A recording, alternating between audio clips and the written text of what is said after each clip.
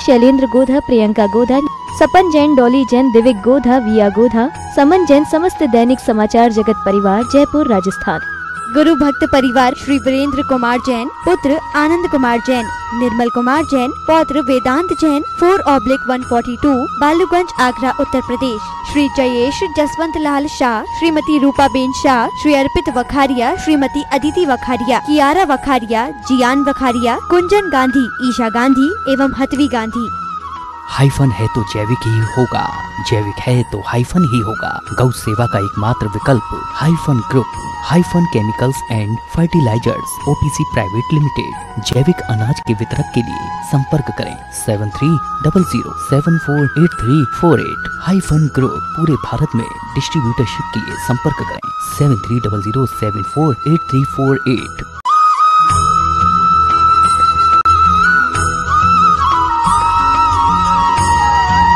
जय श्री ओम नमः सिद्धेभ्यः सर्वमंगलमांगल्यं सर्वकल्याणकारकं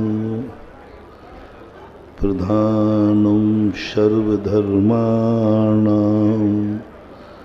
जैनं जयतु शासनं। पंच परमेष्टि भगवान की, आचार्य श्री गुरुवर कुंद कुंद महाराज की, आचार्य श्री गुरुवर विद्यासागर महाराज की। बोले परम पूज्य मुनि पुंगव श्री सुधा सागर जी महाराज की, समस्त आचार्य संघ की। कल प्रसंग चला था कि यदि आगे चलना है तो हमें पीछे वाले को प्रसन्न रखना पड़ेगा। पीछे वाले की उपेक्षा करके आगे बढ़ोगे, पृष्ठघात हो जाएगा। आगे बढ़ना है तो जो आगे बढ़ चुका है उसको प्रसन्न रखो, अन्यथा रास्ता नहीं मिल पाएगा। और ये दो चीजें जिसके जीवन में घटित होती हैं, इन दोनों के बीच में जो चलता है उसी व्यक्ति को मोक्ष का अधिकार है। देवताओं को न आगे है न पीछे है, नारकियों को न आगे है न पीछे है। मात्र मनुष्य को एक ऐसा अधिकार है जो जन्मते ही कोई ऐसा व्यक्ति मिलता है जो अपना सब कुछ अपने में आए हुए, गोदी में आए हुए को समर्पित कर देता है। और जैसे ही वह समझदार होता है, तुरंत अपना जीवन पुण्यवान को समर्पित होना चाहिए। यदि तुम आगे की दौड़ में आगे वाले की उपेक्षा कर दे तो वहीं से तुम्हारा रास्ता पीछे लौट आएगा। कई लोग अपने जीवन को इतने अहंकार में रह जाते हैं, जिस धर्म से उन्होंने सब पाया है उसी धर्म को कहते हैं हमें धर्म से क्या मिला है। जिस माँ बाप ने जन्म दिया है, कभी उसके लिए व्यक्ति बोल देवे माँ बाप ने हमें क्या दिया है। कभी भी स्वप्न में भी एक बार भाव आ जाए कि माँ बाप ने हमें क्या दिया है, समझ लेना तुमने जितना विकास किया है सांप सीढ़ी के समान आखिरी खाने से नीचे के खाने में आ जाओगे तुरंत। जिनके जीवन में जैसे आप ग्रस्त हैं, शादी करते, एक बात तो सभी बेटों से मेरा, सभी के लिए मेरा मोटिवेशन है, जिसने तुम्हें जन्म दिया है वो कितना भी निकृष्ट हो जाए, तुम्हें खाने को भी न देवे, एक कौड़ी भी न देवे, तो भी कभी ये मत बोलना, ये मत सोचना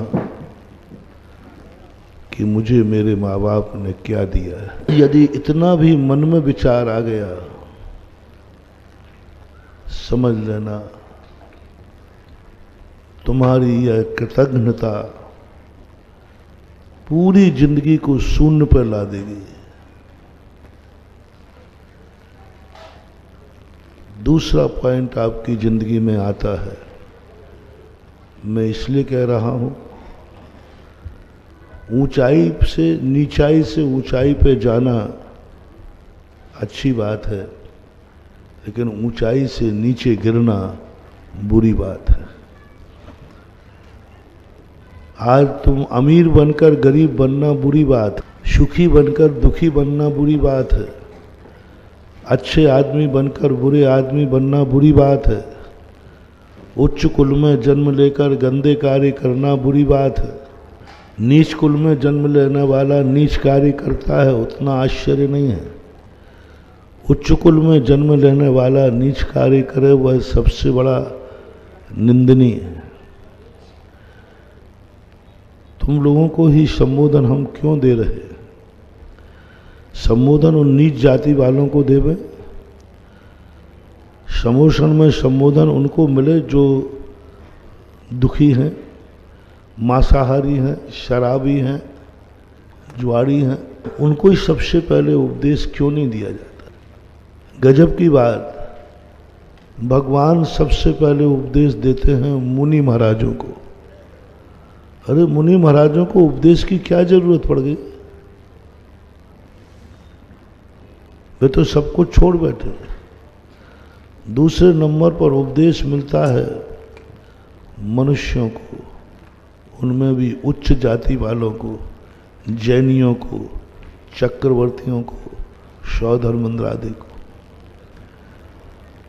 इनको क्या उपदेश देने वाले? ये तो वैसे ही ऊंचाई पर पहुंच गए चक्रवर्ती हैं, उन्हीं को उपदेश क्यों? गरीबों को उपदेश क्यों नहीं? अमीरों को उपदेश क्यों? तो मैंने जो खोजा उसका उपदेश मुख्यतः पर होगा कि जो नीचे पड़े हैं वो यदि नीच कार्य करें तो कोई बड़ी बात नहीं है, लेकिन जो ऊंचाई पे आ चुके हैं इनसे जिंदगी में गलत कार्य ना हो जाए, अन्यथा बीमारी संभाली जा सकती है लेकिन बिगड़ी हुई बीमारी नहीं संभाली जाती। बीमारी की दवाइयां हैं लेकिन जब साइड इफेक्ट हो जाए, एक बार मैंने चतुर्मास में कहा था, सबसे ज्यादा दुनिया में सावधानी रखना है मुनि महाराजों को, उससे सेकंड नंबर पर सावधानी रखना है जैनियों को, अच्छे लोगों के लिए जिनके कुल में धर्मात्मा है, क्योंकि कर्म इनके ऊपर सैटेलाइट लगाए हुए है, थोड़ी सी चूक होते ही धड़ाम से नीचे गिराता है। संसार में सबसे ज्यादा सावधानी रखना है जैनी के लिए, सबसे ज्यादा, अजैन के लिए नहीं, शूद्र के लिए नहीं, जिनके कुल में कोई भी पाप नहीं होता, छना पानी पीते हैं, पूरा कुल रात में पानी भी नहीं पीता, इनके कुलों को सबसे ज्यादा सावधान रखना। ऐसे अच्छे कुल में जन्म लेने में बहुत सावधानी की, बहुत खतरा है मानव। क्योंकि तुम्हारा अच्छे कुल में जन्म हुआ है। जैन कुल में जन्म लेते ही तुम्हारी सावधानी 1000 गुनी बढ़ गई, क्योंकि तुमने जैन कुल में जन्म लिया, अच्छे कुल में जन्म लिया। तुम यदि थोड़ी चूक गए तो कोई माफ नहीं है। जैनियों के द्वारा अपराध होने पर इनकी कोई जमानत नहीं है कर्म में। कोई अपराध किसी अजैन से हो जाए, किसी पापी से हो जाए, आदानतन जो पापी है, पीढ़ी दर पीढ़ी पापी है, पीढ़ी दर पीढ़ी चोर हैं, डाकू हैं, उनकी फिर भी जमानत है। लेकिन जैनी से यदि वही पाप हो जाए, गैर जमानती वारंट है, तो कोई जमानत नहीं। और वही पाप हम मुनिराजों से हो जाए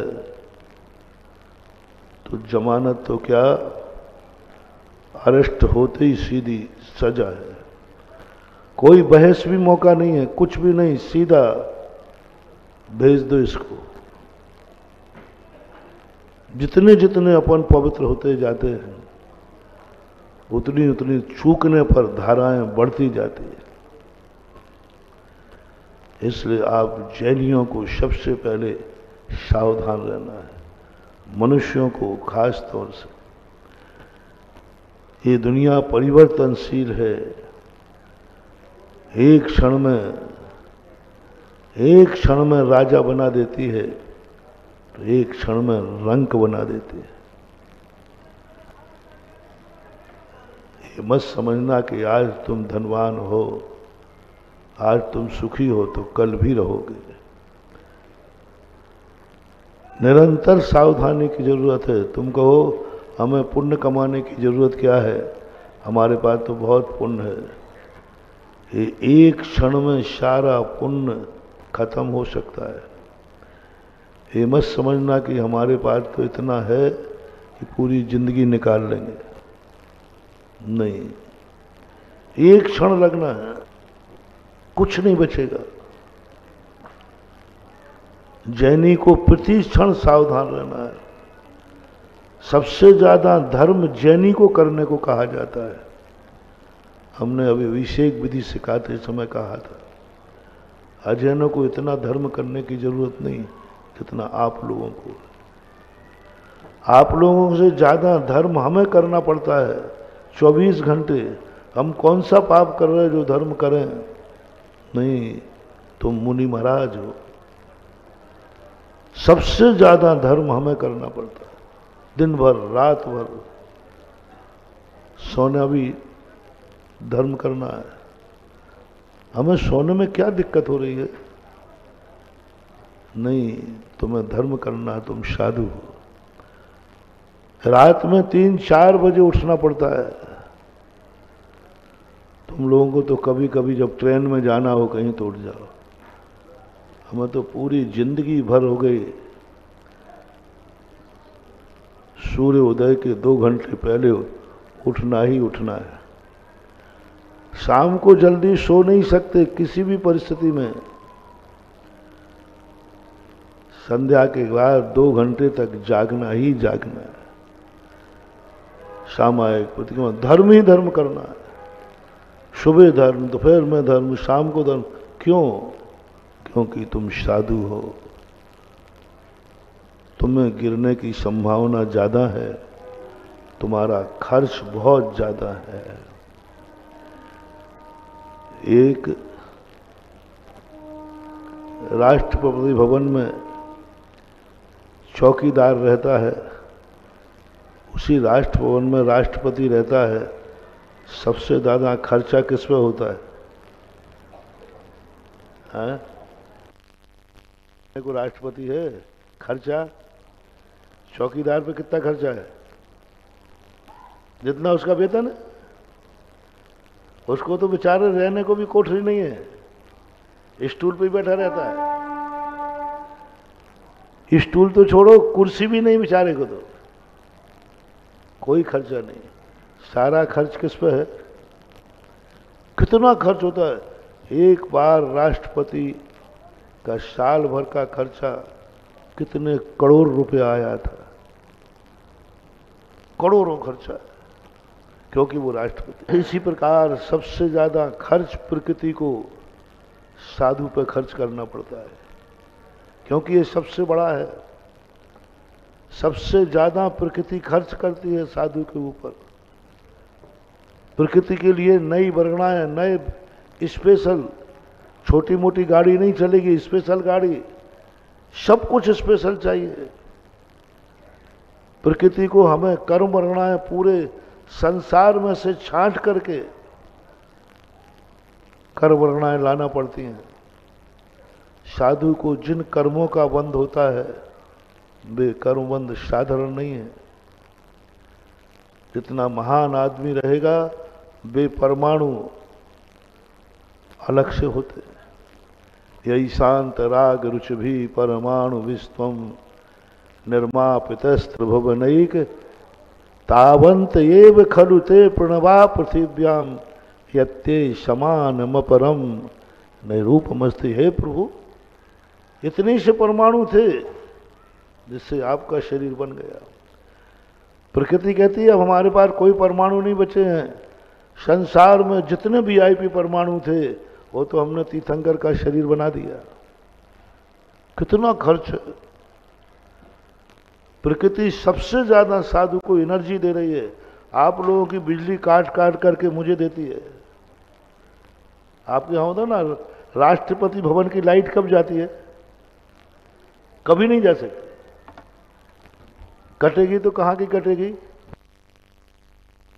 गरीबों की, झोंकी झुब्बी वालों की। जो गरीब गांवों की लाइटें कट के बड़े बड़े शहरों में और बड़े बड़े जो VIP हैं उनकी लाइट नहीं कटेगी, इनकी काट काट करके। ऐसे ही प्रकृति सबसे ज्यादा सारी दुनिया की एनर्जी बचा बचा कर साधु को देती है। कर्म वर्गणाएं साधु स्पेशल। इस प्रकृति का सबसे ज्यादा खर्च यदि किसी पर है तो मुनि महाराजों पर। प्रकृति का कह रहा हूं, जैसे राष्ट्रपति पर सबसे ज्यादा खर्च होता है, ऐसे ही प्रकृति को सब कुछ स्पेशल चाहिए इनको। अब ये इनकी आंख देखेगी, अब आंख के अंदर ऐसी एनर्जी चाहिए कि जिसको देख ले उसी के संकट दूर हो जाए, ऐसी ताकत देना है प्रकृति को आंख में। हाथ में वो ताकत देना जिसको छू ले, हाथ उठा दें उसका भला हो जाए। पैरों में इतनी ताकत देना है कि पानी डले और गंदोदक हो जाए। पैरों में इतनी ताकत देना है कि जहां पैर पड़े वो जग तीर्थ हो जाए। ऐसे ही नहीं महानुभाव, इस प्रकृति को, साधु के एक एक रोम को एनर्जी से भरना है, ताकत से भरना है, क्योंकि साधु की जिंदगी, इसकी सारा कार्य सारी दुनिया पर आश्रित है। सबसे ज्यादा खर्च पुण्य वर्गणाएं, साधु का इतना जबरदस्त पुण्य होता है, तुम लोगों को तो वो पुण्य दर्शन ही नहीं हो सकते। ऐसा पुण्य चाहिए, ऐसा पुण्य चाहिए कि साधु की छाया में जो आ जाए उसका पाप भी पुण्य में बदल जाए। साधु का पुण्य, तुम्हारा पुण्य ऐसा हो, तुम्हारा पुण्य सोने के समान है, तुम्हारा पुण्य सोने के समान है और हमारा पुण्य पत्थर के समान है। तुम्हारा पुण्य सोने के समान है। सोना आपके पास है, आभूषण बनाओ, पहन लो, आभूषण पहन लो, तुम्हारे लायक पुण्य है। लेकिन साधु को तो वो पुण्य चाहिए, बोलो संसार में दुर्लभ सोना है या पारस पत्थर? पारस पत्थर बहुत कठिन। साधु को प्रकृति कहती है तुम्हारे लिए तो वो पुण्य चाहिए कि कोई लोहा आकर के तुम्हें छुए वो सोना बन जाए, ऐसा पुण्य साधु का होना चाहिए। लोहे को सोना बना दे। तुम्हारा पुण्य तो सोना है, सोना है, सोना पहनो, सोना रखो। साधु को स्पेशल पुण्य ताकत देना है कि लोहे को भी सोना बनाने की ताकत साधु के पुण्य में होना चाहिए। पापी को भी त्यागी बनाने की ताकत साधु के वचन में होना चाहिए। क्रोधी को भी शांत करने की ताकत साधु की मुद्रा में होना चाहिए। अवाग विसर्गम वप्सा निरूपयंती इति साधवा, जिनके शरीर को देख करके ही लोगों की कसाएं शांत हो जाती है, जिनके दर्शन करने मात्र से लोगों का जीवन अभाव भी सद्भाव में बदल जाता है। साधु का सब कुछ स्पेशल है, बहुत खर्च है प्रकृति का। लाखों करोड़ों जीवों के प्रति इतना खर्च नहीं है जितना एक साधु को सुरक्षित करने में प्रकृति का खर्च है, मेहनत है। तो मैं 1000 लोगों को हार कराने में उतनी मेहनत नहीं है एक साधु को। अब महाराज आप पूछो ही मत, हम ही लोग जानते हैं जब चौका लगाना पड़ता है 100 बार सोचना पड़ता है एक साधु को। और तुम उधर 1000 साधु को तुम्हें कोई टेंशन नहीं है। बोले आज आपकी तरफ से 1000 साधु, हाँ हाँ कर तो बताओ कितना है, कैटर्स लाओ, बढ़िया लाओ, और आइटम कितने हो वहाँ, कोई गिनती नहीं। यहाँ आइटम भी कम है, यहाँ साधु भी एक ही लेना है, लेकिन मेहनत कितनी है। मन शुद्धि, वचन शुद्धि, काय शुद्धि, कितनी चीजें हैं। ऐसे ही कहने को है एक साधु को तो आहार कराना है। अरे एक साधु को 1000 साधु को लोगों को आहार कराने, भोजन कराने में दिक्कत नहीं है, एक साधु को कराने में। ऐसे ही प्रकृति कहती है हमें लाखों लोगों को जिंदा रखने में इतना खर्च नहीं है जितना इस दुनिया में मुनि महाराज को जीवित रखना, सुरक्षित करने में खर्च है, क्योंकि सब तरफ से पुण्य आ रहा है। तुम तो थोड़ा थोड़ा पाप भी कर लेते हो, तुम्हारे लिए तो बहुत कम कमेटी के। प्रकृति कहती है इनके लिए ज्यादा खर्च नहीं है। तुम्हारी दशा तो कैसी है, मंदिर में जाकर कुछ जाप भी कर लेता हूं। सुनो, मंदिर में जाकर कुछ जाप भी कर लेता हूं, साधुओं के संग आकर कुछ आलाप भी कर लेता हूं, इंसान से कहीं भगवान न बन जाऊं, यह सोचकर कुछ पाप भी कर लेता हूं। इंसान से कहीं भगवान न बन जाए या सोच के कुछ पाप भी कर बैठते हो। तो प्रकृति कहती है हमारे पास तो, इनके पास ये कमाते भी हैं और टैक्स भी दे देते हैं, लेकिन साधु टैक्स तो देता नहीं है, पाप कुछ करता नहीं है, और वेतन कमाई इतना खर्च है इन पे बहुत ज्यादा। और दूसरे नंबर पर संसार में सबसे ज्यादा खर्च यदि होता है तो जैनियों पर, जैन जाति पर। प्रकृति स्पेशल, बहुत स्पेशल पुण्य चाहिए, और किसी का पुण्य नहीं चाहिए। किसी के पुण्य के लिए तो स्वर्ग लायक दे देना, वैभव बनाना, लेकिन जैनी का पुण्य तो इतना शतक चाहिए जो मोक्ष तक पहुंचा सके, अक्षय सुख दे सके, सबसे ज्यादा है। लेकिन यदि इसके बावजूद भी यदि तुम चूक गए तो प्रकृति कहती है मैंने तुम्हारे ऊपर सबसे ज्यादा खर्च किया है और तुम ही चूक रहे हो, ध्यान रखना।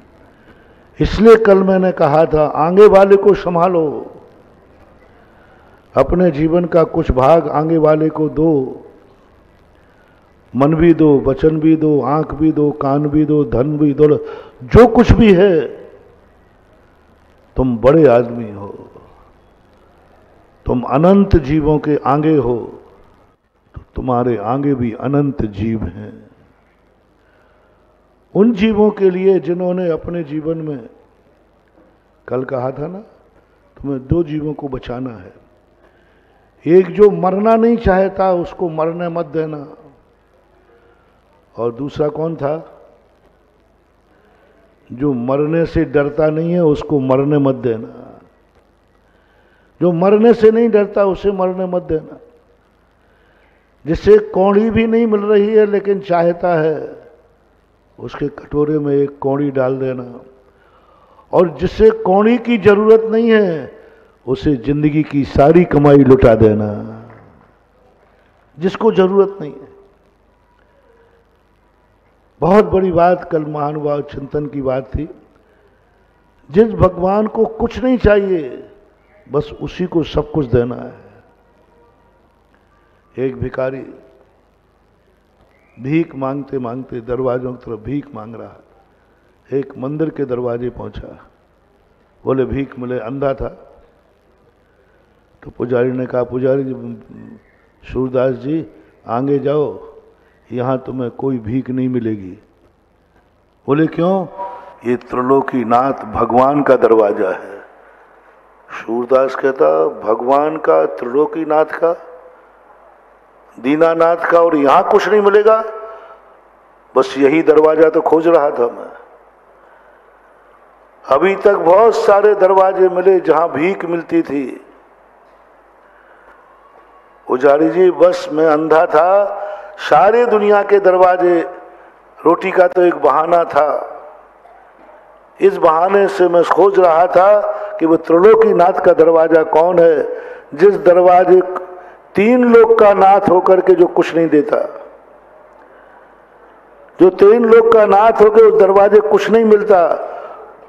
ये मैंने सुना था। आज मुझे बस पुजारी जी इसी दरवाजे की खोज थी जो 3 लोक का नाथ है और वहां कुछ नहीं मिलता। ऐसा हो ही नहीं सकता, हो ही नहीं सकता।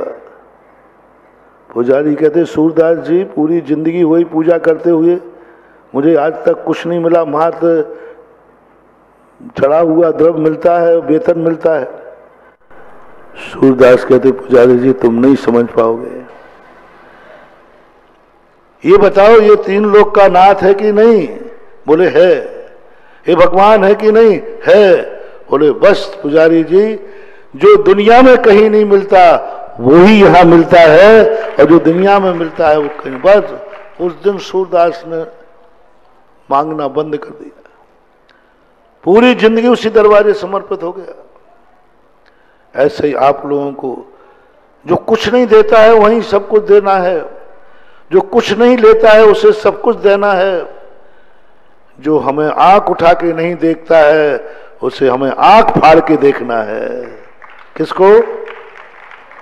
जो आंख उठा के नहीं देखता है उसे हमें कैसे देखना है, और जो हमारी तरफ देख रहा है उसकी तरफ देखने की जरूरत नहीं है।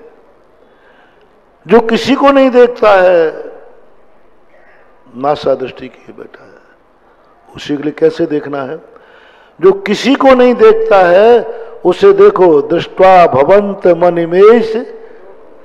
बोलो कि नहीं? जो किसी को नहीं देख रहा है, किसको देख रहे हो? बोले इसको देख रहा हूं। तो इसको क्यों देख रहे हो? बोले किसी को नहीं देखता है। जो किसी को नहीं देखता उससे हमें देखना है, जो किसी से नहीं बोलता हमें उससे बोलना है, जो किसी को कुछ नहीं देता है हमें सब कुछ वहीं देना है, जो किसी से कुछ नहीं लेता है वहीं से हमें सब कुछ लेना है। जो कुछ देखता नहीं, जो आशीर्वाद भी नहीं देता है वहीं हमें नमोस्तु करना है। तिल तुस मात्र भी जिसको चाहिए है, बस सारी जिंदगी हमारी उसे लिए है। ये जैन दर्शन का सूत्र। उससे देखो जो देख ही नहीं रहा तुम्हें, उससे बोलो जो तुमसे बोल ही नहीं रहा तुमसे, उसे समर्पित कर दो सब कुछ, जिसको कुछ नहीं चाहिए है। इसको बोलते हैं पारस पत्थर। पारस स्वयं सोना नहीं होता, पारस स्वयं सोना नहीं होता, लेकिन जो पारस को छू लेता है वो लोहा भी सोना हो जाता है।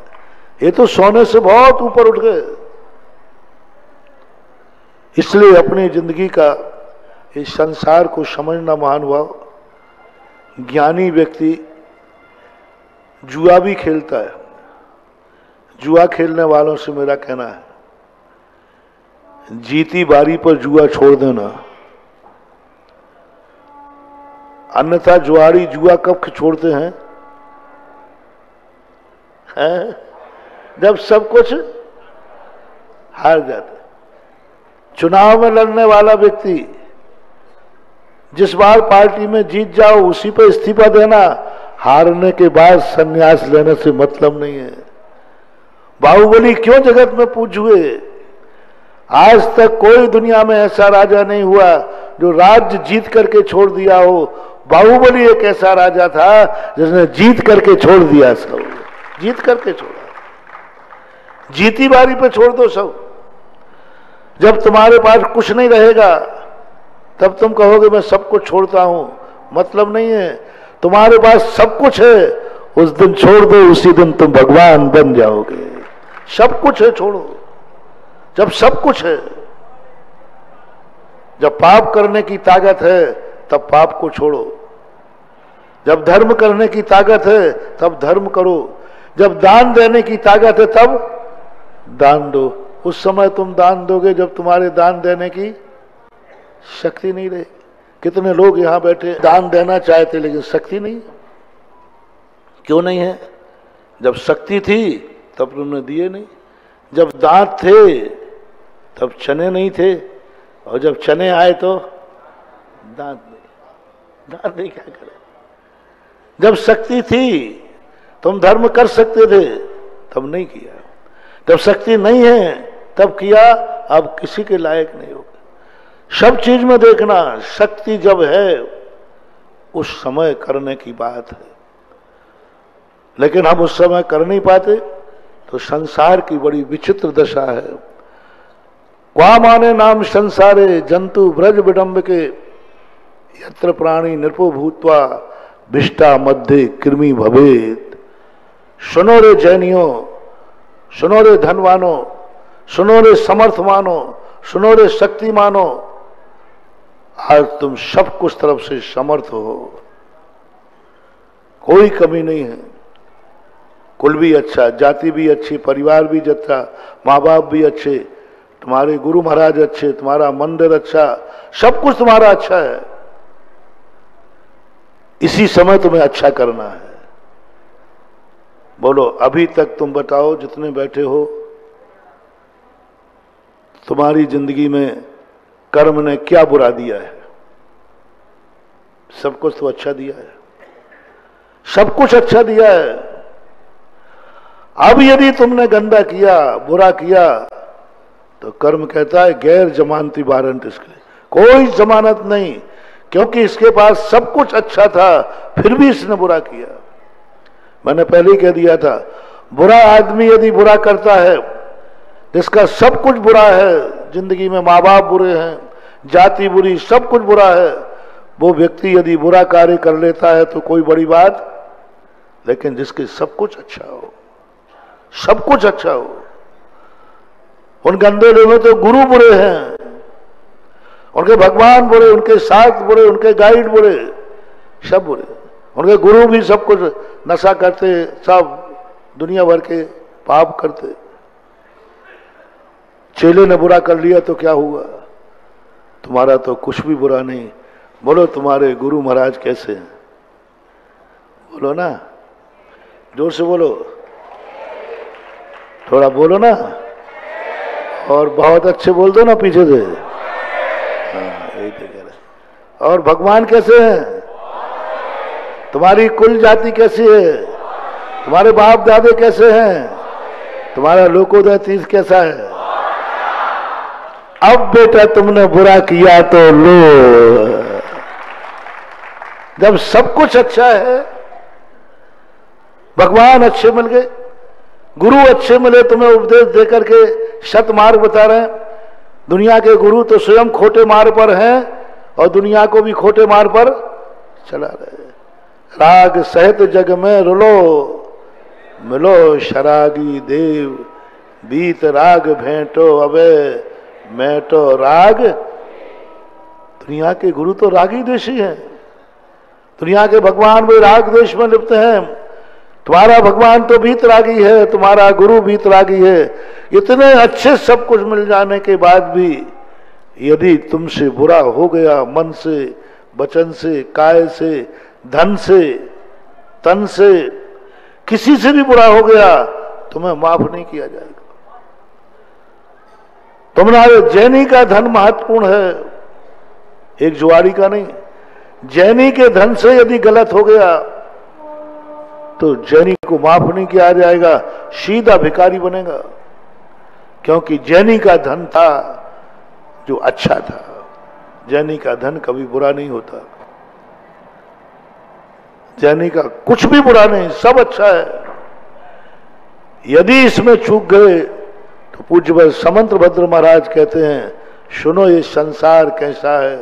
क्वा माने नाम संसारे जंतु ब्रज विडंब के। कैसा है संसार? पूज्य सुखचंद्र महाराज कहते हैं, जंतु ब्रज विडंब के यत्र प्राणी नृपो भूत्वा भिष्टा मध्य कृमि भवेत। यदि यहां चूक गया तो जय मनुष्य से सीधा भिष्टा का कीड़ा बनता है। कितना परिवर्तन स्वयं के भिष्टा में। अपार धन जिनके पास था, रावण जैसा, कथा है आराधना कथा कोश में, खूब धन था।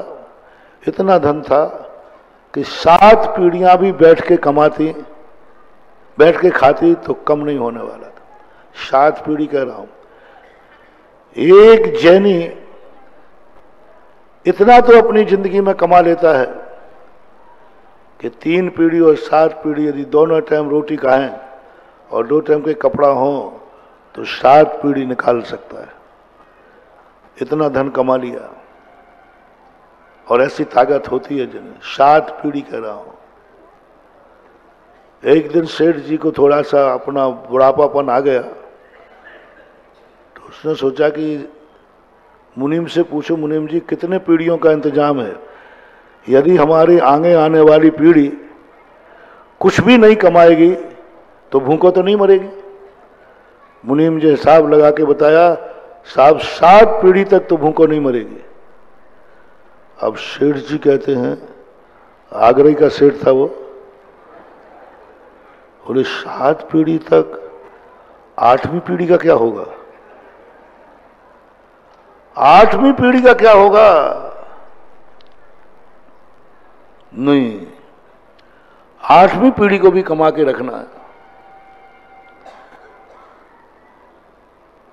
जैन था, उसने, महाराज तुम लोगों की एक धारणा है किसी भी कार्य करने में, चलो महाराज का आशीर्वाद ले लेते हैं, है कि नहीं?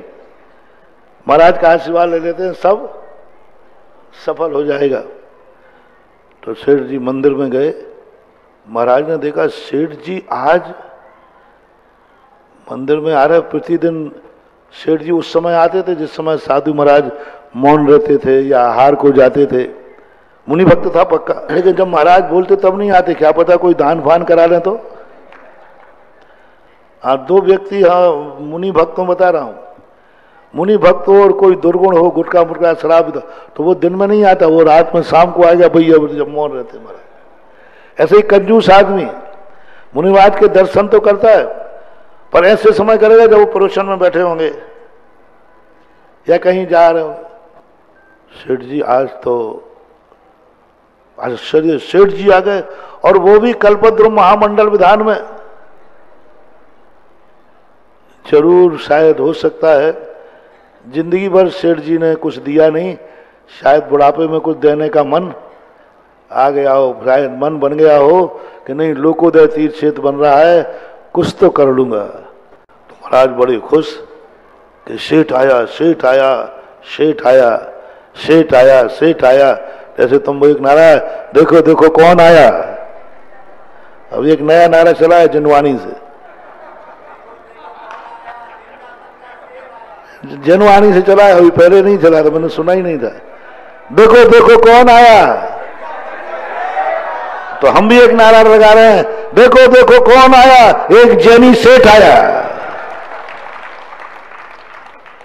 अरे सेठ मुनि महाराज का गुण, अरे सेठ आया, बहुत बड़ा सेठ आया, देखो देखो सेठ आया। महाराज अंदर से आज जरूर कोई ना कोई अच्छा काम होगा।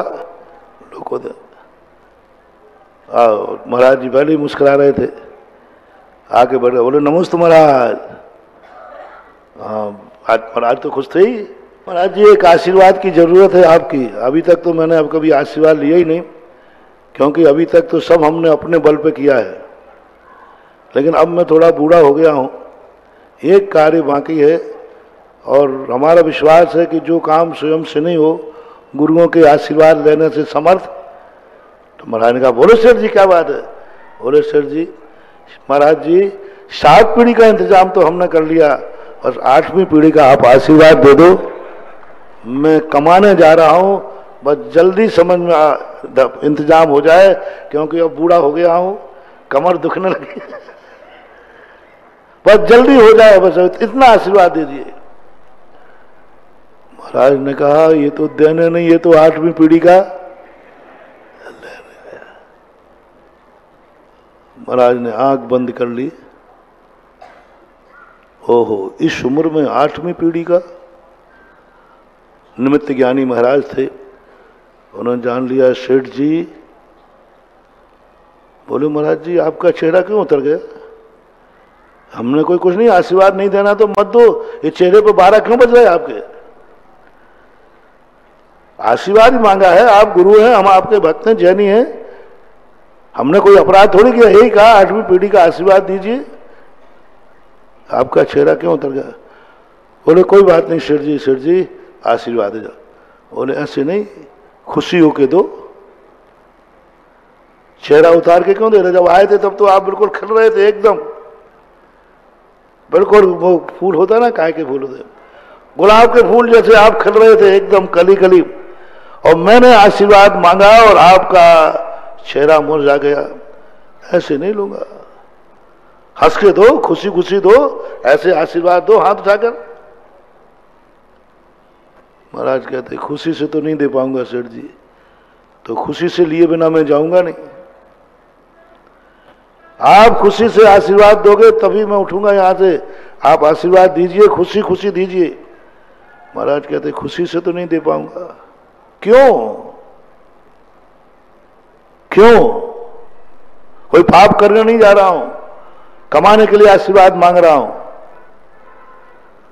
बोले सेठ जी तुम सुन नहीं पाओगे जो मेरे ज्ञान में झलक रहा है, जो मैंने आंख बंद करके देख लिया है। बोले महाराज जी क्या बातें करते, जो 7 पीढ़ी का वजन सहन कर सकता है, तो आपकी बातों से क्या फर्क पड़ने वाला? बोले सेठ जी सहन नहीं कर पाओगे आप। बोले महाराज कहिए, ऐसी कोई फर्क नहीं पड़ने वाला हमें, हम लोग आगरा के सेठ हैं, कोई फर्क नहीं पड़ने वाला। बोले सेठ जी तुम्हारी उम्र मात्र 7 दिन शेष है, तुम धन कमाने जाओगे विदेश, लौट के नहीं आ पाओगे। अच्छा इसलिए आपको चिंता हो गई। महाराज आप भी महाराज होकर मृत्यु से डरते हो। 7 दिन हो गए, 7 दिन बस, कोई बात नहीं, 7 दिन नहीं जाऊंगा आप कमाने के लिए। जब आपने हमारी 7वीं पीढ़ी 7 दिन उम्र जान ली है, तो आप ये भी जान रहे हैं कि मैं मर के कहां जाऊंगा। ये और बताओ। महाराज ने कहा वो और खतरनाक है हिस्सा, सुनो ही मत तुम। बोले महाराज आप हम लोगों का दिल जानते नहीं हो, हम लोगों के 7 पीढ़ी के वजन में हार्ट अटैक नहीं हुआ, इतने दुनिया भर के अच्छे बुरे दिन देखे सब नहीं हुआ, आपकी वाणी से क्या होने वाला? आप तो कहिए सब, कोई फर्क पड़ने वाला नहीं है। महाराज ने तो सोचा था कि 7 दिन की उम्र सुनकर के शायद ये बैरागी हो जाएगा। महाराज 7 दिन, तो ऐसा करो महाराज अब हमें दीक्षा ही दे दो। बब का तो यही लक्षण होता है कि भाई 7 दिन जब जिंदगी रह गई है तो अब क्या संसार में जाना, 7 दिन के लिए कम से कम अपनी साधना करें। 7 दिन की उम्र है। आगरा वालों की उम्र भी 7 दिन की है, 1 तारीख से 7 तारीख तक। 1 जनवरी से 7 जनवरी तक उम्र है आगरा की। महाराज जी कहाँ जाऊंगा ये तो बताओ। बोले सेठ जी नहीं सुन पाओगे। बोले तुम मर करके कीड़ा हो गए, कीड़ा। 2 इंद्रिय उलट होती ना, 2 इंद्रिय, 2 इंद्रिय कीड़ा हो गए। सेठ जी ने कहा अच्छा कोई बात नहीं महाराज, ये तो लगा रहता है। महाराज कह रहे इसके चेहरे पे तो कुछ भी नहीं हो रहा, ये तो कुछ भी यूं सुन रहा है जैसे, देखना वो सही मान रहा है। अकाट सिद्धांत था उसका। हमारे मुनिराज कभी झूठ नहीं बोलते, कभी झूठ नहीं बोलते। बस महाराज ये और बता दो वो कीड़ा कहां होगा, आगरा में होगा कि मथुरा में होगा, पर वो स्थान और बता दो। बोले भिष्टा में होगा। वो भिष्टा किसका? बोले तू अपने खुद के भिष्टा में कीड़ा होगा। उस दिन तो तूने मल किया होगा और उसी दिन मरेगा, उसी भिष्टा में तेरा तू कीड़ा होगा। कामाने नाम संसारे जंतु ब्रज ब्रह्म के यत्र प्राणी नृपो भूत्वा भिष्टा मध्य कृमि भवेत। कृमि जाकर सेठ जी ने लठिया उठाई, बोले कोई बात नहीं महाराज आप मत घबराओ, हम वहां 8वीं पीढ़ी में वहां मरने के बाद फिर पुनः जन्म लेंगे और 8वीं पीढ़ी का इंतजाम करेंगे। कोई सोचते हैं महाराज 7 दिन में भी कर लूंगा, नहीं तो मरने के बाद देखूंगा। कुछ भी वैराग्य नहीं हुआ। और महाराज से हो गया तो महाराज जी आप टेंशन मत आओ, आप हमारी चिंता छोड़ो, हम लोग ये सब कुलाटे खाते रहते हैं, कभी नरक, कभी स्वर्ग, कभी कीड़ा, कभी मकोड़ा, ये सब होता रहता है महाराज, चलता है। वहां जाकर के वो घर में बेटे को बुलाता है, बेटा यहां आओ। सब परिवार को बुला लिया। बेटा कभी मुनियों की वाणी पर संदेह नहीं करना, मुनियों के वचन न झूठे हों जो कुछ मुख से कह देते हैं। कभी मुनि की वाणी पर संदेह मत करना बेटा, कभी नहीं करना। सूरज इधर का उधर हो सकता है, मुनि महाराज ने वाणी निकाली है वो होगा। क्या हो गया पिताजी? हाँ कह दिया वो होगा। बोले बेटा मैं 7वें दिन मरूंगा। बोले पिताजी किसने ज्योति बोई? बेटा मैं इसलिए कह रहा हूं, मुनि महाराज ने कहा है, किसी जोशी ने नहीं कहा, कोई पंचांग देखने वाले ने नहीं कहा। संदेह मत करना, 7वां दिन है यानी 7वां ही दिन है। तुम्हारा 7वां दिन दूसरी तरीका है, वो बता दूंगा, नहीं तो तुम गड़बड़ हो जाओ यार। लेकिन तुम भी वही निकलोगे पट्टा, तुम्हें मैं जानता हूं। पिताजी हाँ, और देख सुन ले, 7वें दिन मैं अपने छौज खाने में खुद के भिष्टा में कीड़ा होऊंगा। बेटा घोड़ा पिताजी आप भिष्टा का कीड़ा? बोले पागल कहीं का, ये तो संसार चलता रहता है। बस तू एक काम करना, फनारे रंग का कीड़ा होगा, इस साइज का होगा, तू पकड़ करके मार देना। और फिर मैं मर करके हो सकता है पुनः मुझे, क्योंकि मेरी तो 8वीं पीढ़ी में रुचि है, तो फिर से मैं यहां करके 8वीं पीढ़ी का इंतजाम करूंगा। उस समय आयु का बंध नहीं हुआ था, चाहता तो चेत सकता था, लेकिन 7वां दिन आया, मर करके भिष्टा का कीड़ा हुआ। देखता है वह बेटा पिताजी ने जैसे ही कहा था वैसे ही रंग का है, वैसे ही कलर का है। जैसे उसको चमीटा से पकड़ने जाए वो कीड़ा छुप जाए अंदर मलबे में। क्या बात है, पिताजी ने कहा था मुझे मार देना, ये तो मरने नहीं चाहता, ये तो मरने नहीं चाहता। महाराज ने जो बातें कही वे तो सही निकली, लेकिन पिताजी ने जो बात कही वो तो सही है ही नहीं कि मुझे मार देना, ये तो मरना ही नहीं चाहता। बेटा भी महाराज के पास गया, बोले महाराज जी आपने जो कहा था वो सही हो गया, पिताजी मरे उसी कलर का। सब बोले बेटा तू मार करके एक जीव की हत्या का पाप क्यों लेना चाहता है? वो नहीं मरना चाहेगा। विष्टा का कीड़ा विष्टा में राजी। ये संसार का नियम है, जो जिस पर्याय में चला जाता है उसी पर्याय में रम जाता है। कोई नहीं मरना चाहता। अब जो विष्टा का कीड़ा विष्टा में राजी है, तो पिताजी तो क्या कहते, बोले यही तो मोह है 7वीं पीढ़ी का। महाराज विष्ठा का कीड़ा मेरे पिताजी इतना धन जोड़ गए, इतना सब कुछ जोड़ गए। हमारे लिए उन्होंने क्या क्या नहीं किया, लेकिन आज उन्होंने क्या पाया। मेरे लिए सब जोड़ गए, पीढ़ियों के लिए इतना इतना धन। महाराज ने बेटे को उपदेश दिया, बेटा ये संसार है, ये संसार है, यही तो सबसे बड़ा जंजाल है। बेटा को वैराग हुआ, सारी तिजोरियां खुली खुली रह गईं। बेटा ने जब देखा पिता विष्टा का कीड़ा बने, इसी धन दौलत के कारण, अकेला बेटा था, तुरंत महाराज के पास केस लॉन्च करना शुरू कर दिया, मुनि दीक्षा ले ली। तुमने क्या किया? तुमने तो 7 पीढ़ी को जोड़ा और एक ही पीढ़ी में सब ताले खुले रह गए। गए ही नहीं, वो घर ही नहीं गए। किसको सौंप के जाए? किसको सौंपना? क्या करना? तुरंत दीक्षा ले रही। अब बोलो, मर गया 7 पीढ़ी का करते करते और एक पीढ़ी भी नहीं भोग पाई। किसके लिए जोड़ा? बेटा वैराग को प्राप्त हो गया। क्या है ये तमाशा? तुम कल के दिन भोगने जाओ।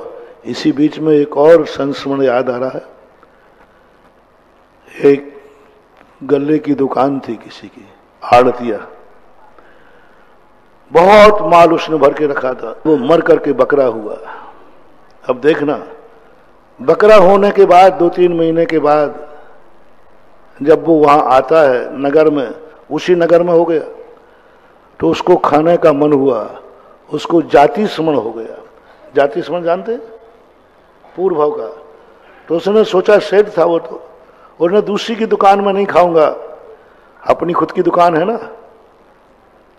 और उसने जाकर के, उसके बेटे ने, पिताजी के मरने के 2-3 दिन बाद, 2-3 महीने बाद दुकान खोली ही थी उसने।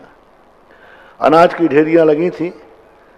बकरा अपना मान करके आया कि ये तो दुकान अपनी है, और जैसे ही मुंह मारा, उस बच्चे ने उसको इतने जोर से डंडा मारा कमर में, पैं पे करके कमर। उसी समय मुनिराज आहारचर्या को निकलते हैं। महाराज देखकर आश्चर्य हो गया। ओहो, बकरा इसलिए आया कि ये तो अपनी धन तो है। और बेटे ने किस जोर मारा? बकरा खा लेगा मेरी बाप की संपत्ति। महाराज ने समझाया, बेटा मत मार इस बकरे को। बोले महाराज जी आप क्या समझो, मेरे बाप का धन है।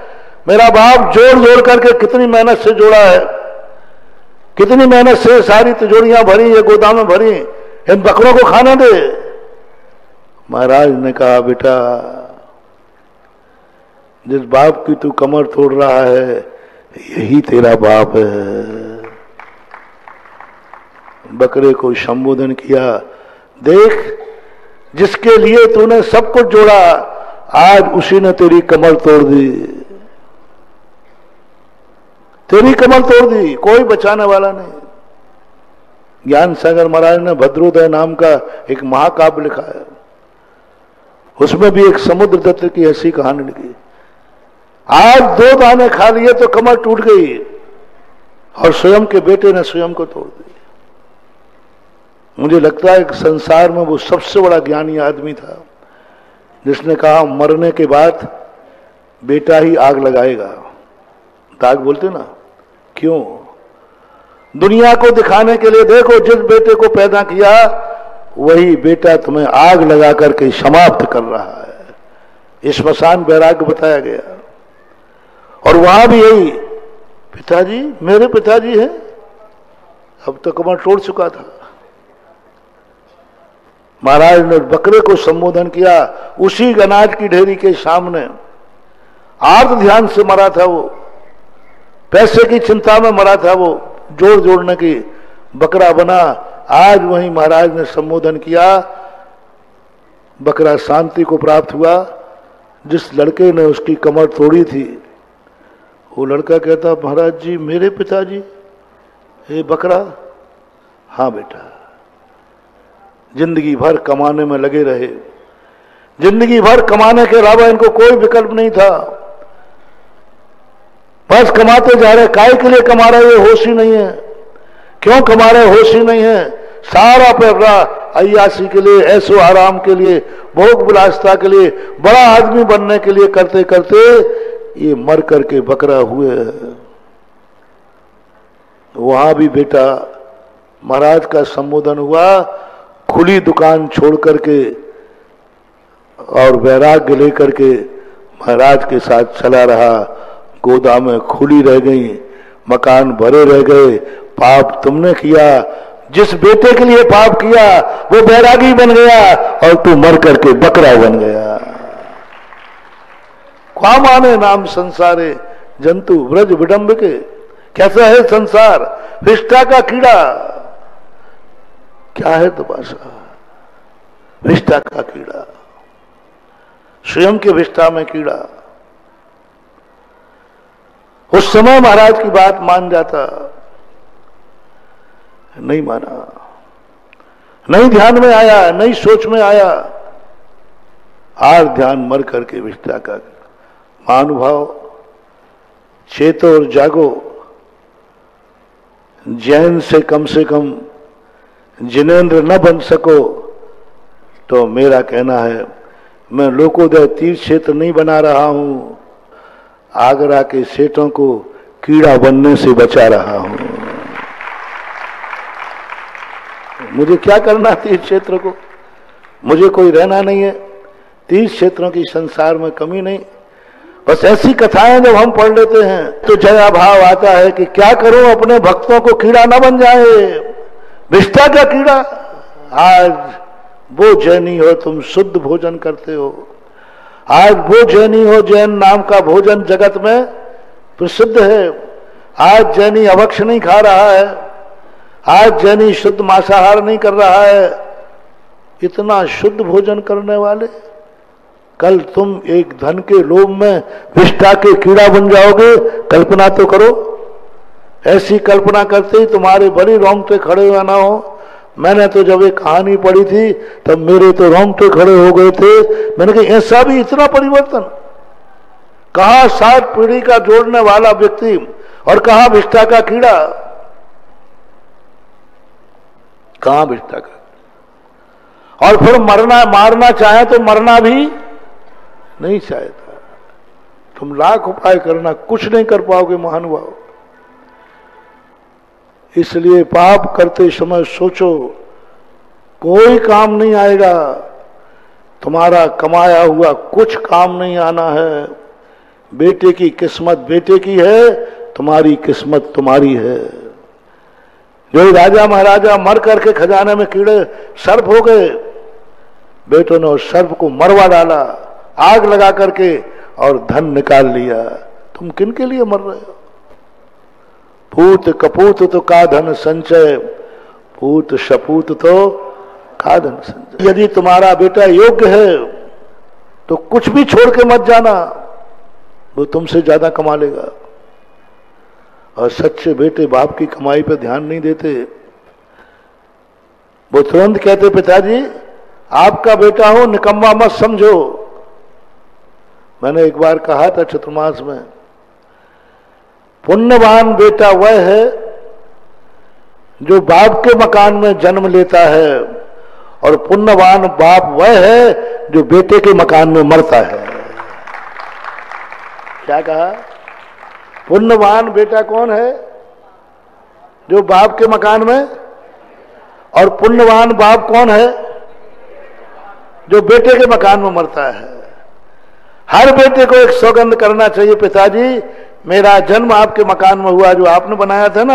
हाँ बेटा आपने बनाया था, अब बस कर्जा चुकाने की बारी है। जन्म मेरा आपके मकान में हुआ, मुझे आशीर्वाद दो, मैं आपके जीते जी मैं अपना मकान बनाऊंगा और आपकी मृत्यु मेरे मकान में होगी। जिस मकान की तुमने पूजा की है, जिस मकान में तुम्हारा जन्म हुआ है, उस मकान को कभी मरघट मत बनाना। मरने के पहले निकल जाना या मरने के पहले उस मकान को दान में निकाल देना। चले हियकारादिबीजाक्षरी नायक मध्य विराज चेति भूमि मंडिते भजो 24 जिन राज। अभी मंडल के मध्य में ओम ह्रीं अ आ इ ई उ ऊ हृदय लिररी 10 समा संगत वर्ण संगत अनाथ प्रगम मुक्त चेत भूमि मंडित वर्तमान चरण से तीर्थंकर मंडल मध्य अर्घ्यम निर्वपामिति। अब आपको पहुंचना है पूर्व दिशा में, अपनी थाली में पूर्व दिशा में अर्घ्य चढ़ा सकते हैं। ओम ह्रीं ऐ ऐ ओ औ अमः संध्यक्षर तीर्वण संद्रस अनाथ प्रागमयुक्त खादी का मुंह मंडित वर्तमान चतुर्सती तीर्थंकर नमः पूर्व दिशि अर्घ्यम निर्वपामिति। ओम ह्रीं काखा काकाया वर्ण संद्रस अनाथ पराक्रम संयुक्त लता भूमि मंडित वर्तमान चतुर्सती तीर्थंकर नमः आग्नेय दिशि अर्घ्यम निर्वपामिति।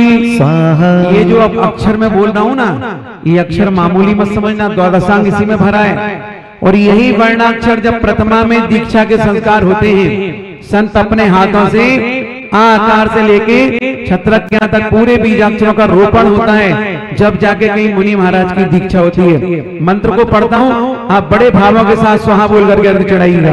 ओम ह्रीं चाचा जा जाया वर्षनाथ प्रगम से उपवन मंडित वर्तमान चतुर्सती तीर्थंकर नमः दक्षिण दिशि अर्घ्यम निर्वपामिति। ओम ह्रीं टाटा डाणा वर्षनाथ प्रगम संयुक्त प्रजाभूमि मंडित वर्तमान चतुर्सती तीर्थंकर नमः नैऋत्य दिशि अर्घ्यम निर्वपामिति। ओम ह्रीं ताथा दादाना वर्षनाथ प्रगम संयुक्त कलभूमि मंडित वर्तमान चतुर्सती तीर्थंकर नमः पश्चिम दिशि अर्घ्यम निर्वपामिति। ओम ह्रीं पापा बाबा मां बाण संद्रसनाथ प्रगम संयुक्त पवन मंडित वर्तमान चतुर्सती तीर्थंकर नमः वायव्य दिशि अर्घ्यम निर्वपामिति। ओम ह्रीं 11 लावा और संद्रसनाथ प्रगम संयुक्त श्री मंडल मंडित वर्तमान चतुर्सती तीर्थंकर नमः उत्तर दिशि अर्घ्यम निर्वपामिति। ईशान दिशि ओम ह्रीं शासा सहा वर संद्रस अनाथ प्रगम संयुक्त त्रिपीठी भूमि मंडित वर्तमान चतुर्सती तीर्थंकर नमः ईशान दिशि अर्घ्यम निर्वपामिति। बोल श्री कल्पद्रुम महामंडल विधान की जय हो। अब अपन 64 रिद्धियों को समझते हुए अर्घ्य चढ़ाएंगे। ऐसे रिद्धियों का भंडार जिसमें से एक भी रिद्धि यदि हमको मिल गई तो हमारा जीवन धन्य हो सकता है। चलिएगा, बोलिए 64 रिद्धि महामंडल विधान की। खड़े हो जाओ। सुबुद्धि विक्रिया क्रिया तपोवनर्धियों सिद्धि क्षेत्र अष्टरिद्धियों धरे श्रवण सुर महातपी प्रभाव से उत्पन्न हो ये रिद्धियां भजो ऋषि सिद्धिनाथ पाने आत्म सिद्धियां। स्थापना करिएगा भावों के साथ। ओम ह्रीं मरम अष्टरिद्धि ऋषिगण अत्रियोद्रवत शंभोषण आह्वानम। ओम ह्रीं मरम अष्टरिद्धि धर ऋषिगण अत्र तिष्ठ तिष्ठ ठाटा स्थापनम। ओम ह्रीं मरम अष्टरिद्धि धर ऋषिगण अत्र मम सन्निहितो अवसर्जने गणम दिव्य पुष्पांजलि क्षिपे। दश भेदे पूजो महाभक्ति की लीले से पूजे ते ऋषियां विधिधारी से सर दीजिए जन्म मरणों से प्रभु रहित कीजिए।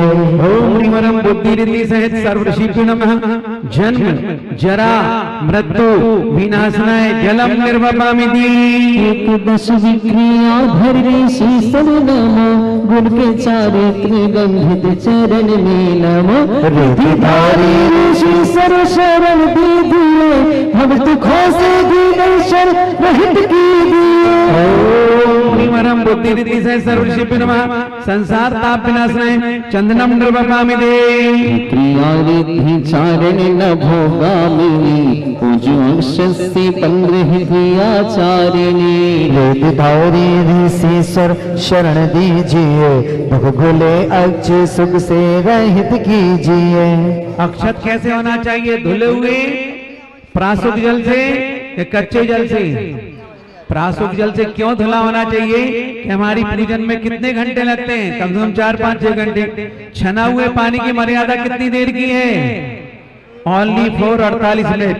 48 मिनट के बाद छना हुआ पानी भी बिना छना हो जाता है। प्राशुक किया तो उसकी मर्यादा कितने घंटे की? 24 घंटे की। कई लोग कह रहे हो 24 घंटे की, हम जानबूझ के उल्टा बोलते हैं। प्राशुक जल की मर्यादा ओनली 6 घंटे की है। लौंग आदि पीस के डाल दोगे तो मर्यादा 6 घंटे की है। बाकी पानी जब तक उबलेगा नहीं तब तक 24 घंटे की मर्यादा नहीं होगी। लेकिन 24 घंटे के पहले फिर उबाल लें तो बोलो बोलो क्यों? फिर 24 घंटे बाद नहीं, फिर वो अभक्ष हो जाएगा, फिर वो पीने की योग्यता को नहीं ली होता है। ओम ह्रीं परम क्रिया रीति से सर्व शिव नमः अक्षय प्राप्त स्थान निर्वपामिति शक्ति विधितम समृद्धि पूजो महामन सुमन अर्पिति पद में यहाँ वेदधारी ऋषि शरण दीजिए, काम बाणों से मुझको बचा लीजिए। ओम ह्रीं तापरम तपरिति से सर्वशिव्य काम विनाशाय पुष्पम निर्वपामिति। मन वचन काई बल विधियों को जो भूख को जीतने अंशनाद को भेजो। वेदधारी ऋषि शरण दीजिए, 8-10 दोष से जिन्हें बचा लीजिए। ओम बलिति से सर्वशिव्य नमः क्षुधारोग विनाशाय निवेदम निर्वपामिति। औषधि विधि धारी भजो अष्टधा पंके रोगों को नाशे नमन प्रेरिधा। वेदधारी ऋषीश्वर शरण दीजिए, जिन वचन दीप से मोह हर लीजिए। ओम नमः औषधि से सर्वशिव्य नमः महामोहन कर्मशा दीपम निर्वपामिति। तपस्वी रसों की छहो विधिया आत्मरस लीने पाते विधि सिद्धिया। विधिधारी ऋषीश्वर शरण दीजिए, कर्म को धूप करना सिखा दीजिए। बुद्धियां किसके बल पे प्राप्त होती हैं? जाप से, अनुष्ठान से कि तपस्या से? तपस्या से प्राप्त होती हैं। ओम ह्रीं मनोरसिद्धि से सर्वशिव्य नमस्कार देना है धूपम निर्वपामिति। विधि तप से मिले लोकहित साधक विधिया दे भली। वेदधारी ऋषीश्वर शरण दीजिए, पाप को फल अर्पिते मोक्ष फल दीजिए। ओम ह्रीं सिद्धि से सर्वशिव्य नमः महामोक्ष फल प्राप्त है हरिगम महामोक्ष फल प्राप्त है फलम निर्वपामिति। ठाने ही मोक्ष के मार्ग में मात्र कैवल्य रिद्धि रहे मोक्ष में। मोक्ष दाता ऋषीश्वर कृपा कीजिए, अर्घ्य अर्पो मृदुल मोक्ष पथ दीजिए। रिद्धियां कितने प्रकार की होती हैं? मुझे मालूम था तुम 64 ही बोलोगे। रिद्धियां तो 8 प्रकार की होती हैं। 8 प्रकार में 64 रिद्धियां होती हैं, लेकिन हम इसलिए जानबूझ के छेड़ते हैं कि तुम लोगों की परीक्षा भी होती जाए, नहीं तो पता चला हम इधर से ये पढ़ते रहेंगे, हम मत बोलते रहेंगे तुम लोग। ओम सिद्धि सर्व से पुण्यवान प्राप्त है हरिगम निर्वपामिति। तब से तब से आत्म शोध शुद्ध सिद्ध बनते सदा बंदो तप से सिद्ध। अष्टरिद्धि के भेद सब हम 64 में गाय, 64-48 भी दोनों प्रसिद्धि पाए। अतल मंडल परित पुष्पांजलि क्षिपे केवली बने। हम केवल अर्घ्य पूजने कर नमन घने। बुद्धि विधि वस्तु को त्रिकाल जानते, जाने अनंत धर्म वस्तु के प्रमाणते। ये बुद्धि रिद्धि के कितने भेद होते हैं? 18। बहुत सुंदर। कम में इतनी जानकारी रखना चाहिए। तो बुद्धि रिद्धि वस्तु के त्रिकाल जानने की क्षमता जिसके पास होती है। ओम ह्रीं अनंत केवल ज्ञान बुद्धि रिद्धि से हरिगम निर्वपामिति। चिंतित अचिंत्य अर्ध चिंत कल्पनामयी, बस रूप द्रव्य जानते हैं मन है पर्ययी। लोक किसी मान श्रवण मन को जानते, बड़देश बुद्धि रिद्धि धर को भक्ति मानते। दूसरों के मन की बात को जानना, चिंतित अचिंतित वस्तु को जानने की जिनके पास क्षमता होती है, ऐसे मन अपरिय ज्ञानी। ओम ह्रीं मन अपरिय बुद्धि रिद्धि हरिगम निर्वपामिति। सीमा वरन छयो पुषम से देशी अवधि हो, उससे अधिक छयो पुषम से परम अवधि हो, फिर सर्व छयो सम से प्राप्त सर्व अवधि हो, सक्षयन अवधि ज्ञान रीति हो। ओम ह्रीं चतुर्वेद अवधि बुद्धि रिद्धि शिवनामार्गम निर्वापामिते। जन धान्य को एक कोष्ठ में पृथक पृथक धरे, उत्कृष्ट धारणा से श्रवण बुद्धि में धैर्य, संख्यात वर्ष याद बुद्धि जघन्या, असंख्य वर्ष याद सोत्कृष्ट अनन्या। कोष्ठ बुद्धि क्या होती है? कोष्ठ बुद्धि ऐसी होती है कि बहुत समय पहले कोई वस्तु रख दी जाए, जो कि तो क्रमशः रख दी जाए और उसी क्रम से निकालने की क्षमता जिनके पास होती है। हम लोग कल कोई वस्तु रखते हैं उसको भूल जाते हैं, नहीं भूल जाते हैं, फिर आपको याद नहीं आती। तो ऐसे कोष्ठ बुद्धि को ध्यान करो ताकि आपकी स्मृति प्रबल हो और बहुत समय पहले रखी हुई वस्तु जैसे धन दान आदि को जिस प्रकार से रखते हैं और क्रमशः निकालने की क्षमता और बताने की क्षमता जिनके पास होती है। ओम ह्रीं वरम संख्यात संख्यात पर स्मृति धर कोष्ठ बुद्धि की सब हेतु है, द्वादशांग ज्ञान प्राप्ति हेतु है, जो अग्रहा वर्ण का सम रहे जहाँ, तो बीज से सद्बुद्धि धारती गणी महा। ओम ह्रीं वरम मति श्रुत ज्ञान युक्त बीज रिद्धि रिद्धि गणधर ऋषि पिनमारिकम निर्वापामिते। यहाँ वजन कति विषय सम रहे जहाँ, पादानुसारणी वहां बीज बद महा, उपदेश धारे आदि पद पूर्ण को धरे, मध्यम को धारे पूर्ण सत्य ज्ञान को बरे। संपूर्ण ज्ञान पूर्ण को धरे, त्रिविधा पदानुसारिणी गणेश ऋषि बरे। ओम ह्रीं त्रिविध पदानुसारिणी बुद्धि रिद्धि गणधर ऋषि पिनमारिकम निर्वापामिते। ज्येष्ठ प्रियंद्रिया वनन से क्षयोपशम जहाँ, शुभ ज्ञान आवरण का क्षयोपशम भी हो वहाँ, क्रियान्तराय कर्म क्षयोपशम भी हो जहाँ, तो भिन्न भिन्न सोत्र बुद्धि धारते महा। शविन सोत्र मतलब सभी की प्रश्नों को एक साथ सुन लेना। आप सब लोग एक साथ प्रश्न करो और सबके प्रश्न एक साथ सुन लेना और सबके जवाब उसी क्रम से देने की क्षमता जिनके पास हो। अब मेरे से कोई अगर एक साथ 10 लोग पूछेंगे, मैं क्या कहूँ, भैया बैठ जाओ, एक एक करके पूछो। लेकिन ऐसे रिद्धिधारी मुनिराज के पास एक साथ आप लोग प्रश्न करोगे, सबके प्रश्नों को सुन लेंगे और सबके प्रश्नों का समाधान देने की क्षमता जिनके पास होती है। ओम ह्रीं सबिन सूत्र बुद्धि रिद्धि गणधर ऋषि पिनमारिकम निर्वापामिते।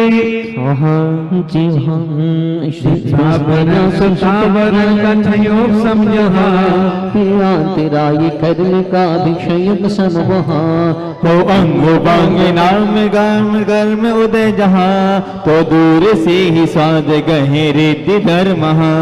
उत्कृष्ट योग सम से संख्योजन जाने, इंद्रिय ज्ञान इंद्रिय ज्ञान से विशेष विषय प्रमाण। ये कौन सी इंद्रिय है? रसनेन्द्रिय। कैसी है? आप जब चौके में भोजन बनाते हो और जब 2-3 लोग बनाने वाले हों तो या तो किसी वस्तु में 2-3 बार नमक डल जाता है या फिर एक दूसरे के भरोसे बिना ही नमक का बन जाता है। फिर आप क्या करते हो? चाखते हो। लेकिन ये इंद्रिय का ऐसा प्रभाव है रसनेन्द्रिय का कि ऐसे मुनिराज को दूर से ही वस्तु का ज्ञान हो जाता है कि ये वस्तु का रस कैसा है। तो हमें भी ध्यान रखना है, क्योंकि आप बड़े होशियार हो, चेक तो करना पड़ता है।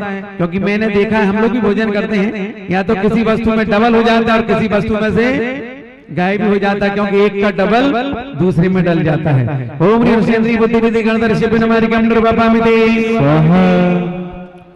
परसनाक्ष सुध ज्ञान वीर हो जहाँ, अंगों उपांग का उदय हो साथ में वहाँ, तो दूर से ही सर्स ज्ञान कर सके गणी, सुच ज्ञान धार लोक में होते शिरोमणि। दूर से स्पर्शन के माध्यम से ही जानकारी हासिल करने की क्षमता जिनके पास होती है। ओम ह्रीं वरम स्पर्शेन्द्रिय बुद्धि रिद्धि गणधर ऋषि पिनमारिकम निर्वापामिते। ज्ञान वीर शक्ति हो जहाँ, अंगों पांग का देह साथ में वहाँ, तो दूर से ही गंध ज्ञान कर सके गणी, सुच ज्ञान धार लोक के होते शिरोमणि। दूर से ही गंध लेकर के ज्ञान करने की क्षमता जिनके पास होती है। ओम ह्रीं वरम घ्राणेन्द्रिय बुद्धि, क्योंकि घ्राणेन्द्रिय कब काम नहीं करी थी? जिसकी घ्राणेंद्रिय काम करना बंद हो गई, क्या कहते थे, कोरोना हो गया। हो गया कि नहीं हो गया? कोरोना में यही तो होता था, ना स्वाद आता था ना किसी चीज की गंध आती थी, मतलब कोरोना आ गया। लेकिन ऐसे हमारे घ्राणेंद्रिय का जो वर्णन आया है 64, ऐसे मुनिराज को दूर से ही भान हो जाता था, दूर से ही ज्ञान हो जाता था कि ये वस्तु कौन है, कैसी है, कहाँ है। ओम अरम घ्राणेंद्रिय बुद्धि रीति गणदर्शी हमारे ज्ञान वीर शक्ति हो जहाँ अंगों पंगिकाओं दे साथ में वहाँ, तो दूर से ही शब्द ज्ञान कर सके गणी, श्री ध्यान धार लोक की होती शिरोमणि। जिनकी आंखों कमजोर हो जाती है, ऐसी इंद्रियों को, रसेंद्रियों को ध्यान रखो, घ्राणेंद्रियों को ध्यान रखो, चक्षुंद्रियों को ध्यान में रखो, क्योंकि इन इंद्रियों के माध्यम से ऐसी रिद्धियां प्राप्त होती हैं कि उनकी आंखों पर चश्मे लगाने की जरूरत नहीं पड़ती, दूर से ही। अब महाभारत में किसको देखा था आपने? किसको देखा था जो दूर से ही देख के बता देता था? कौन था वो? संजय था, लेकिन उसके पास इंद्रिय नहीं थी, उसके पास ज्ञान था। तो ऐसे ही हमें चक्षु इंद्रियों का ध्यान रखना है। ओम ह्रीं नेत्रिणी बुद्धिरिति गणदर्शी हमारे दुनिया का अजूबा बनेगा लोको दे विशाल, दुनिया का अजूबा बनेगा लोको दे विशाल, सुधा सागर जी संत तूने कर दिया कमाल, सुधा सागर जी संत तूने कर दिया कमाल। दुनिया का अजूबा बनेगा लोको दे विशाल, दुनिया का अजूबा बनेगा लोको दे विशाल, ईश्वरवारा के संत तूने कर दिया कमाल, ईश्वरवारा के संत तूने कर दिया कमाल। दूसरे से बोध पाके बुद्ध हो गए, ईशों श्वेत देख के विरक्त हो गए, उपदेश से प्रबोधता साधु बन गए, वे बुद्धि रिद्धि धार के सिद्धि बन गए। कर्णेंद्रिय दूर से ही सुन करके सारी वस्तु का ज्ञान जिनके पास हो जाता है। ओम ह्रीं कर्णेंद्रिय बुद्धि रीति गणदर्शी हमारे बोधता की बुद्धि हो गए, किसों को श्वेत देख के विरक्त हो गए, उपदेश से प्रबोध पाके साधु बन गए, ते बुद्धि रिद्धि धार के वे सिद्ध बन गए। जो स्वयं से ही आत्मबोध को प्राप्त कर लेते हैं। ओम ह्रीं स्वयं प्रत्येक बुद्धि रीति हमारे इसके सम्मुख विद्याएं रोहिणी आदि महाविद्याएं पंचशतक गंगाएं हो अंगुष्ठ प्रसीदादिक संशतक लघु विद्याएं, विद्याओं में अलग निष्गण अभिन्न दशपूर्वी भाग। दशम पूर्व को पढ़ने से जो विद्याएं प्रकट हो जाती है, जिनके पास सर्व विद्याओं का ज्ञान होता है। ओम ह्रीं अभिन्न दशपूर्वी विद्याधर श्रवण बुद्धि आदि पूर्वों के पुण्य जो विज्ञाता होते, 14 पूर्वी कहलाते ऋषिवर चार कमल धोते, 14 पूर्वों के सुज्ञाता मेरे अज्ञान हरो, जग के जीवों में मुनिवर कुशल क्षेम का दान करो। 14 पूर्वों का ज्ञान जिनके पास होता है। ओम ह्रीं चतुर्स्फूर्त ऋषि हमारी बलक्षण व्यंजन सपन निमित्त अष्ट निमित्त बुद्धि निमित्त बुद्धि आगम में अष्ट भेदवानी बरनी, अशुभ बुद्धि दर्शाती साधु मनाते भवतरणी, अंगे अंचिना चिंता भौम्य लक्षणा भंजन से स्वप्न शब्द से अष्ट भेद में रिद्धि मिले। अष्टांग निमित्त जिस समय इंदिरा गांधी का मर्डर हुआ था, आपको ज्ञात नहीं होगा, आचार्य श्री ने आसमान में कोई ऐसी घटना देखी थी, और संग शाम को जब सुबह अगले दिन आचार्य भक्ति हुई तो आचार्य श्री ने संघ के शिष्यों को कहा कि आज मुझे कुछ अचानक सा ऐसा कुछ दिखा है कि जिससे शायद देश पर बहुत बड़ा संकट आने वाला है। और कुछ समय के पश्चात ये घटना घट गई, क्योंकि कौन कौन से निमित्त होते हैं? अंग है, भिन्न है, भौम है, लक्षण है, शब्द है, तरह तरह की नाना भाषाओं की आवाजें हैं, आसमान में चमक है, बिजली है, तारे हैं, इन सब देख करके वहां ज्ञात हो जाता है। ओम ह्रीं सुबह अष्टांग निमित्त बुद्धि रीति ऋषि हमारे प्रज्ञाशमन है तो बुद्धि पत्त की प्रथम रही पाणी नाम की वैन की भी और कर्म तुर्ज कही इसी दीप्ति के प्रभाव से बिना पड़े होते ज्ञानी 14 पूर्वों की बारी की करे निरूपण शुद्धदाने। ये बिना पढ़े ही ज्ञान होता है, तपस्या के बल से रिद्धियां प्राप्त होती हैं। तुम कितना भी मंत्र जाप करना, सिद्धि करने की कोशिश करना, लेकिन रिद्धि कब प्राप्त होगी? जब आपकी तपस्या गाढ़ होगी। ओम ह्रीं चतुर्थ प्रज्ञा सर्वबुद्धिनिधि नमः अर्घ्यं निर्वपामिति। जिस रिद्धि से प्रतिवादी को उत्तर रहित करी साधित रिद्धि धर्मुनि प्रतिपक्ष को हरे। परिवाद के दोषों को दिखा समत गण बहा इस रिद्धि से जिन धर्म की प्रभाव न करे। ऐसे ही रिद्धिधारी वनराज को कोई बात विवाद में हरा नहीं सकता, पराजित नहीं कर सकता। आप कोई भी प्रश्न करोगे हाथों हाथ जवाब होगा। महाराज जी के पास क्या है? आप लोग प्रश्न करते हो, अगर आप भी अगर कोई नेट पे जाके खोजोगे तो प्रश्न क्लिक करोगे तब जाके उत्तर आएगा। यहाँ तो तुमने बोला नहीं कि महाराज जी का जवाब निकला नहीं। ओम नमः भगवती रिद्धि से पिनमार्गम निर्वपामिति।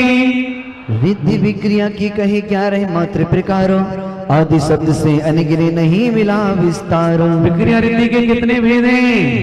11 अर्थ मान लो बनी दिव्य पुष्पांजलि छिपे देह अनुरूप कर छिद्र में प्रविष्ट हो चक्र के कटक को शिवन में को रचे वो सुतप से सुअनुसमा विक्रिया धर रहे भक्त गणे रिद्धि धरे के चरणे पड़ रहे। अणिमा देहे अणुरूप में मतलब छिद्र, सुई की नोक, सुई में छिद्र होता है ना, उस छिद्र में से भी निकलने की क्षमता जिनके पास होती है, अपना इतना छोटा रूप बना लेते हैं। ऐसे रिद्धि धारी मुनिराज। ओम ह्रीं अणिमा विक्रीं तीर्षि पिनमार्गम निर्वपामिति। विक्रिया रिद्धि महिनी चोर से धरे वीरो समुदेह को बृहद विस्तृत करे। विष्णु ने राज ने रिद्धि महिमा धरी 700 श्रवण की ताल दी दुख घरे। कितनी विशाल काय बनाई थी विष्णु कुमार मनराज ने। ये इसी रिद्धि का प्रभाव था कि राजा कौन था? वो राजा बलि। सोचो, ये विचार करो, ये विधान हम कर रहे हैं तो विधान के साथ समझो कि लिखा है तुम्हारे क्यों लिखा है? क्योंकि बलि राजा से क्या मांगा था? मात्र 3 पग, और 3 पग में क्या हुआ था कि 2 में ही सारा नप गया था, तीसरा कहाँ रखा था? धस गया। ओम नमः महिमा विक्रीं तीर्षि पिनमार्गम निर्वपामिति। विक्रिया रिद्धि लगो रूप में जो धरे आयु समुदेह को पूर्ण हृदय का करे। रिद्धि तप से मिली सिद्धि को ध्यान से लगे धीश को मैं नमो ज्ञान से। इतना हल्का शरीर, अरे जो थर्माकोल का बुलबुला होता है ना, इससे भी हल्का शरीर बनाने की जिनके पास क्षमता होती है। ओम ह्रीं नमः लघिमा विक्रीं तीर्षि पिनमार्गम निर्वपामिति। विक्रिया रिद्धि रूप में जो धरे वज्र समय देह को संत भारी करे। रिद्धि तप से मिली सिद्धि हो ध्यान से गरिमा विधीश को मैं नमो ज्ञान से। वज्र के समान भारी शरीर बनाने की क्षमता जिसको है, जिनके पास है, उनका अगर वो पैर रख दें तो कोई उनके पैर को हिला नहीं सकता। हिलाने की दूर बात है, एक बाल के बराबर खिसका नहीं सकता, इतना भारी शरीर बना सकते हैं। ओम ह्रीं अरम लग्निया विक्रिया रिद्धि पिनमार्गम निर्वपामिति। नहीं, ओम ह्रीं अरम गरिमा विक्रीं तीर्षि पिनमार्गम निर्वपामिति। मिथित क्रीडाग्र से सूर्य से छू सके नील शिखेदादि को दूर से छू सके। प्राप्ति से रिद्धि को श्रवण तप से भरे विक्रिया रिद्धि धर पूज के तप करे। जमीन पर खड़े खड़े सूरज चांद को छूने की क्षमता जिनके पास होती है। आप लोग जाते हो ना ताजमहल पर, क्या करते हो? जमीन पे खड़े होकर ताजमहल की चोटी पकड़ते हो। ये सब मायाचारी है, फोटो की ट्रिक है। लेकिन ऐसे मुनराज के पास जो क्षमता है वो वास्तव में सूरज चांद को छूने की क्षमता जिनके पास होती है। ओम ह्रीं प्राप्ति विक्रीं तीर्षि पिनमार्गम निर्वपामिति। भूमि पर जल समा रमन को ऋषि करे, कुंज जन निमित जन जल समा आचरे, नीर पे थल समा गगन भी कर सके, लिखि प्राकाम को धार दे यदि सके। ऐसे मतलब जब भूमि पर चलते हैं ऐसा लगता है जैसे जल में चल रहे हो, इतनी क्षमता उनके पास है। जल में चलने की क्षमता कैसी होती है, आप लोग तैरते हो और वो भी ऐसे लगता है जैसे रोड पर चल रहे हो, जल के ऊपर भी क्षमता जिनके पास होती है। ओम ह्रीं प्राकंप कीर्ति शिवनवारिकं निर्वपामिते। सर्व जगह दास हो ईशता प्रकट हो, रिद्धि ईशत से स्वामीपन प्रकट हो, रिद्धि तब से मिली सिद्धि को ध्यान से, ईशता रिद्धि दर को नमो ज्ञान से। जिनके पास सारा जग जिनका दास बन जाता है, जिनके पास ईशता है। आप आचार्य के पास जाते हो, हजारों किलोमीटर दूर से जाते हो और वहां भी दर्शन ढंग से नहीं मिल पाते, वहां थोड़ा सा दुख भी होता है, इतनी दूर से आए गुरु जी के दर्शन नहीं मिले। कई लोग तो कहते हैं आज के बाद मैं आऊंगा नहीं क्योंकि यहाँ दर्शन मिलते नहीं, लेकिन इसके बाद भी उनका मन मानता नहीं, बार बार उनके चरणों में जाने की इच्छा होती है, क्योंकि उनके पास वो प्रभुता है, इष्टता है कि जो उनके पास जाता है वो उनके बस में हो जाता है, उनको भूल नहीं पाता। जबकि वो किसी पर वशीकरण मंत्र नहीं करते, ना किसी को बस में करते, लेकिन स्वयं आप अपने आप उनके बस में हो जाते हैं। ऐसे रिद्धिधारी ओम ह्रीं सिद्धिं शिवनवारिकं निर्वपामिते। जीव सब बस रहे रिद्धि बसीता रहे, सौधिना से श्रवण मोक्ष सुखी को चहे, रिद्धि तप से मिली सिद्धि हो ध्यान से, रिद्धि वसीता नमो भक्ति से ज्ञान से। शिवनवारिकं निर्वपामिते। इस कार्यक्रम के पुण्यार्जक थे स्वर्गीय श्री राजेंद्र के गोधा। समाचार जगत के पुण्य स्मरणार्थ पर त्रिशिला गोधा, शैलेंद्र गोधा, प्रियंका गोधा, सपन जैन, डॉली जैन, दिविक गोधा, विया गोधा, समन जैन, समस्त दैनिक समाचार जगत परिवार, जयपुर, राजस्थान। गुरु भक्त परिवार श्री वीरेंद्र कुमार जैन, पुत्र आनंद कुमार जैन, निर्मल कुमार जैन, पौत्र वेदांत जैन, 4/142, बालूगंज, आगरा, उत्तर प्रदेश।